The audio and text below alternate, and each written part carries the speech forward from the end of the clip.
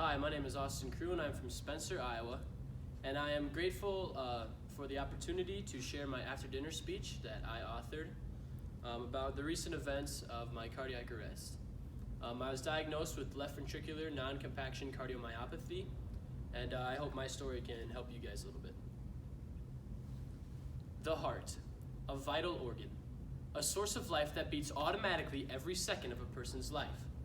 Science tells us how to take care of our hearts, psychologists tell us how to feel about our hearts, and counselors tell us how to protect our hearts.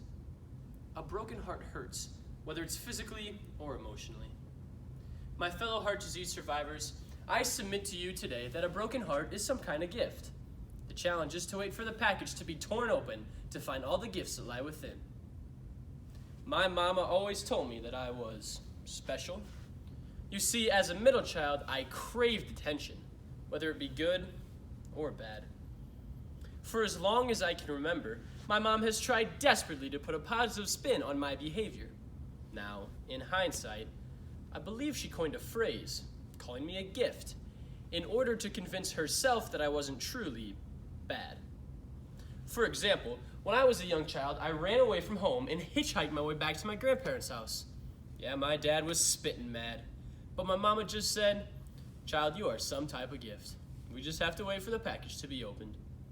And again, when I was in elementary school, I got caught cheating by giving myself 100 extra points for good behavior. My dad shook his head and gave me a long list of extra chores. But my mama just said, "You messed up, son. You made a mistake thinking you're better than you are. It's okay. You get that from your father's side. But child, you are some type of gift. We just have to wait for the package to be opened." And so it went on. A few fights there, a few accidents here. My dad always tough on me. My mom always telling me the package would be open someday. Now, to explain, my dad, he's a manly man. He was raised in a military family, and he brought the army with him to our household. In fact, I consider my childhood to be my military service. When I would screw up, get in trouble, and try convincing him it wasn't all my fault, he would sputter that he wasn't raising no millennial crybaby who couldn't take responsibility for his own actions. Then he would tell me to go read the book of Job. I know he's got a big ol' heart in that chest of his. It's just hidden a little deeper under his thick exterior. I bet you know people like this. People who will tell you to pull your bootstraps up when the mud gets thick. Even though you might feel like throat punching them sometimes. Especially when they're telling you how to deal with your heart disease. Give them grace. They've just got a thicker shell protecting their hearts. My mama, well, she is a basket of emotions. Do any of you have moms who are emotional? Yeah? We'll wrap them all up, and that's my mama. She often thinks with her heart, especially when it comes to raising kids. But somehow, she always knows just what I need to hear.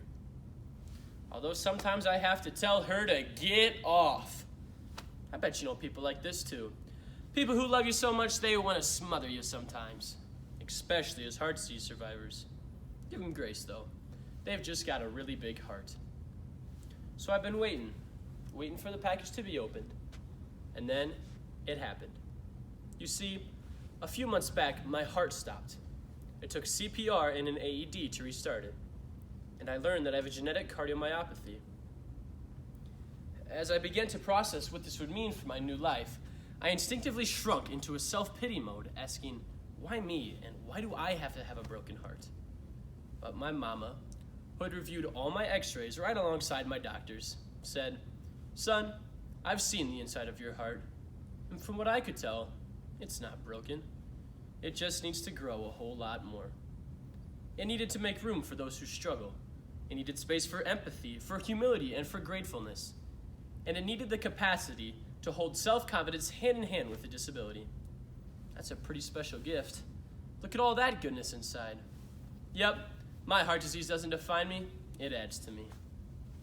So as each of you, my fellow heart disease survivors, consider what it means to have a broken heart. Realize that life isn't always fair, and we can't always get what we expect to be. But if we choose to see the gift instead of the burden, it gets easier. My heart defect certainly is not what I'd choose, but I'm consciously focusing on how I can use my experience to help others. In a world that can sometimes feel so chaotic and cruel, Helping people find hope is the real gift. I don't know what my future holds, but I do know I can face it by the grace of God and the support of my family, even with their different ways of dealing with stress. Others may seem insensitive and ignorant at times, but grant people gifts and see them as gifts too. And remember, as my mom always says, your specialness allows others to see the gift of goodness inside. Thank you.